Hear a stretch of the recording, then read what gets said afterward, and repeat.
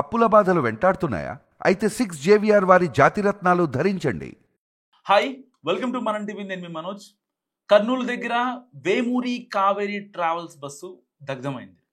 దానికి ఆపోజిట్లో ఒక 2 వీలర్ రావడంతో వెంటనే అక్కడ షార్ట్ అయింది. సో దానికి బైక్ సంబంధించి ట్యాంకర్ ఏదైతే ఉంటుందో ఆ ఫ్యూయల్ ట్యాంకర్ ఆ బస్సు యొక్క ముందు భాగంలో అది ఒక్కసారిగా డాష్ అవ్వడం వల్ల అక్కడ మంట చెలరేగింది.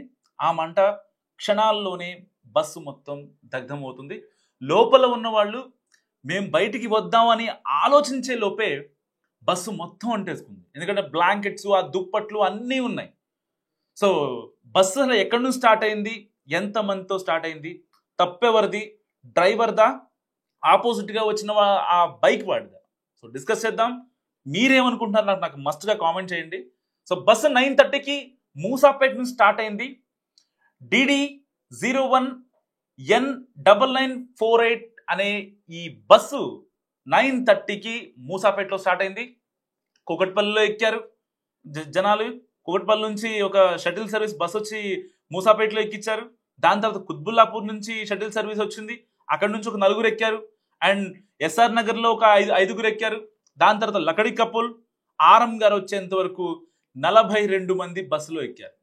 ఆరంగార్ దాటాక, హైవే దాటాక ఏదైతే ఒక రోడ్డు పక్కన దాబా దగ్గర ఆగిన పరిస్థితి.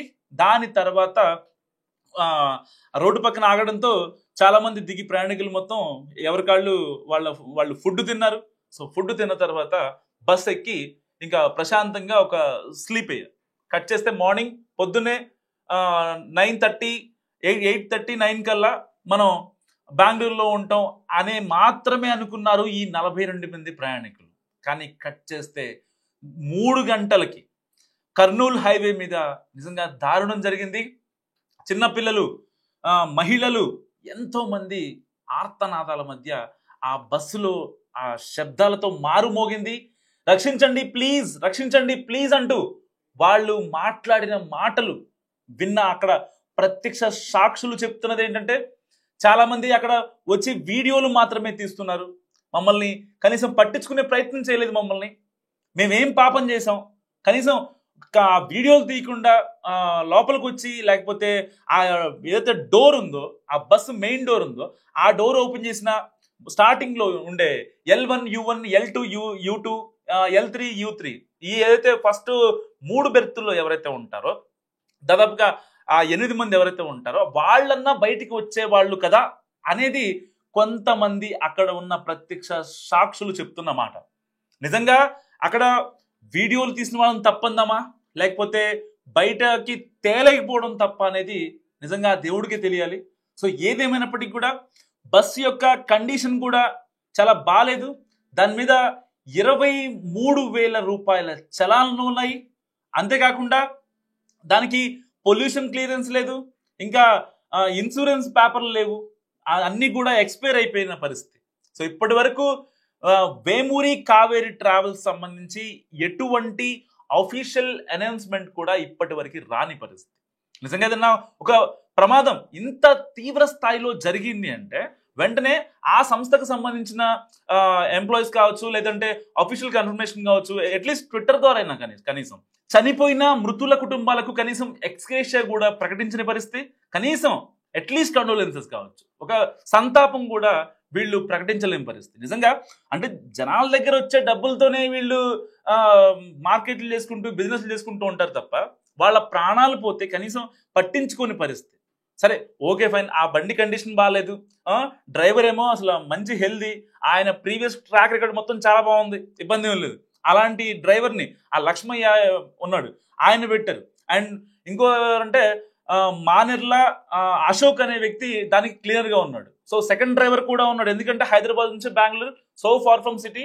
సో ఆరంగార్ నుంచి ఆల్టర్నేట్ డ్రైవరు ఎవరైతే ఉన్నారో ఆ అబ్బాయి ఎక్కి బండి డ్రైవ్ చేయాలి. సో అంతా బాగానే ఉంది. కట్ చేస్తే 3 గంటలకి అందరూ సజీవ దహనం. ఇంటికి వెళ్లాల్సిన వాళ్ళు వెళ్ళలేకపోయారు. చాలా మంది సర్ప్రైజ్ ఇచ్చే వాళ్ళు ఉంటారు ఇంటికాడ వాళ్ళు చెప్పకుండా. సో దానికోసమే, ఇలాంటి వాళ్ళ కోసమే ఇప్పుడు అత్యవసర పరిస్థితుల్లో ఫోన్ నెంబర్లు కూడా, ఈ టోల్ ఫ్రీ నెంబర్లు కూడా యాడ్ చేసిన పరిస్థితి. ఎవరన్నా వాళ్ళని మిస్ అవుతుంటే, లేదంటే వాళ్ళు అసలు చనిపోయారా లేదా అనేది తెలియలేని సిచ్యువేషన్ అనమాట. ఎందుకంటే దాదాపుగా 43 మంది ప్రయాణిస్తుంటే ఆల్మోస్ట్ చనిపోయారు. సో కొంతమంది మాత్రమే ఇప్పుడు హాస్పిటల్లో చికిత్స పొందుతున్నారు. ఎవరైతే ఒక వృద్ధ మహిళ, నిజంగా ఆవిడకి నిండు 100 ఏళ్ళు, ఆవిడకి నోకులు ఉన్నాయో తెలియదు, కానీ ఆవిడ చెప్తున్న మాట ఏంటంటే కళ్ళ ముందే బస్ అంతా అసలు కేకలు, పెద్ద పెద్దగా అరుస్తున్నారు, చిన్నపిల్లలు ఏడుస్తున్నారు, మంటలు నా కళ్ళ ముందే ఉన్నాయని చెప్పి ఆవిడ ఎంతో బాధపడుతుంది సిచ్యువేషన్. కానీ ఆవిడ ఎలా బతికిందో అసలు ఆవిడే తెలియదంటూ ఆవిడ చెప్తున్న పరిస్థితి. నిజంగా ఆవిడకి ఒక రకంగా భూమి మీద నోకులు ఉన్నాయని చెప్పుకోవాలి. సో కళ్ళ ముందు జరిగిన దారుణాన్ని నిజంగా మీడియాతో చెప్తుంటే నాకే నిజంగా బాధేసింది. ఆవిడ మాట్లాడే మాటలు, ఆవిడ అంటే నేను మృత్యుంజయరాలిని అని చెప్పి ఆవిడ మాట్లాడుకుంటే ఆవిడ గర్వంగా మాట్లాడుతున్నారు. కానీ ఒక పక్క ఒక్క బండి చేసిన ప్రమాదం వల్ల, 2 వీలర్ చేసిన ప్రమాదం వల్ల ఇంతమంది ప్రాణాలు పోయాయంటే అసలు ఎవరు కూడా ఊహించలేంది. ఇవాళ పొద్దున్నే కార్తీక మాసం స్టార్ట్ అయింది, కొద్ది రోజులే అవుతుంది. ఈ కార్తీక మాసంలో ఇంత ట్రాజడీ జరుగుద్దని చెప్పి కూడా ఎవరు ఎక్స్పెక్ట్ చేయని పరిస్థితి. సో 9:30కి బండి స్టార్ట్ అయింది మూసాపేటలో, 11:30కి ఆరం గారికి వచ్చింది. దాని తర్వాత జరిగిన అందరూ మార్నింగ్ మనం బెంగళూరులో ఉంటాం, ఎలాంటి ఇబ్బంది లేదు, మన పనులు మనం చూసుకోవచ్చు అని చెప్పి అందరూ అనుకున్న క్షణంలో ఇలాంటి ట్రాజడీ జరుగుద్దని నిజంగా ఎవరు ఎక్స్పెక్ట్ చేయని పరిస్థితి.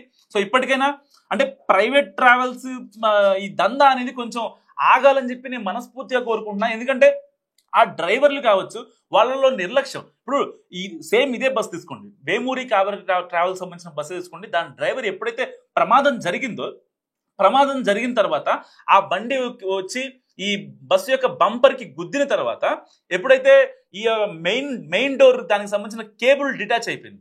ఆ కేబుల్ డిటాచ్ అవడంతో ఒక పవర్ బటన్ ఉంటుంది అనమాట డ్రైవర్ దగ్గర. ఆ బటన్ ఇలా ప్రెస్ చేయగానే డోర్ వెంటనే ఓపెన్ అయిపోయింది. సో ఆ ఫ్లిప్ పని చేయకపోవడంతో కేబుల్ డిటాచ్ అయిపోయింది. దానివల్ల ఇంకా డ్రైవరు ఆయన ప్రాణాలు ఆయన కాపాడుకోవాలి అనేది మాత్రమే కనపడింది. ఇక్కడ L1 అంటే బస్సు యొక్క స్టార్టింగ్ లో ఉంటాయి కదా, L1, U1, L2, U2, ఈ సీట్లలో ఉన్న వాళ్ళు మొత్తం కూడా గట్టిగా కేకలు వేస్తున్న పరిస్థితి. అంటే ఏమైంది క్షణాల్లోనే మంటలు మొత్తం బస్సు నిండా వ్యాపించాయి. సో కట్ చేస్తే అక్కడ డ్రైవర్ కావచ్చు, ఇంకా క్లీనర్ కావచ్చు, వీళ్ళంతా పారిపోయిన పరిస్థితి. సో ఇప్పటికే పోలీసులు హైదరాబాద్లోని పటాన్ చెరువు బి కావేరి మెయిన్ హెడ్ ఆఫీస్కి వెళ్ళారు. అక్కడికి వెళ్తే కనీసం ఆఫీస్ కూడా తెరవని పరిస్థితి. ఇప్పటికీ కూడా వాళ్ళ దగ్గర నుంచి ఎటువంటి కన్ఫర్మేషన్ లేదు. సో బస్సు ఎందుకు 3 గంటలు ఆలస్యంగా వచ్చిందనే దానిపై కూడా ఇవాళ మాట్లాడుకుంటున్న పరిస్థితి. సో ఇప్పటికే కర్నూలు జిల్లా కలెక్టర్ సిరి స్పాట్కి వెళ్ళి పరిశీలించారు. దీని గురించి మరింత లోతుగా కూడా పోలీసులు దర్యాప్తు చేస్తున్న పరిస్థితి. ఎలా జరిగింది, అసలు ఆ బైక్ ఎలా వచ్చింది, ఏంటి, సజీవ దహనం, బండి కండిషన్ ఏంటి, వీటన్నిటి కూడా మాట్లాడుకుంటున్న పరిస్థితి. సో మరిన్ని విషయాలు దర్యాప్తులు తెలియాల్సి ఉంది. సో ఈ వీడియో గురించి మీరేమనుకుంటున్నారో కామెంట్ రూపంలో చెప్పండి. చూస్తూనే ఉండండి మన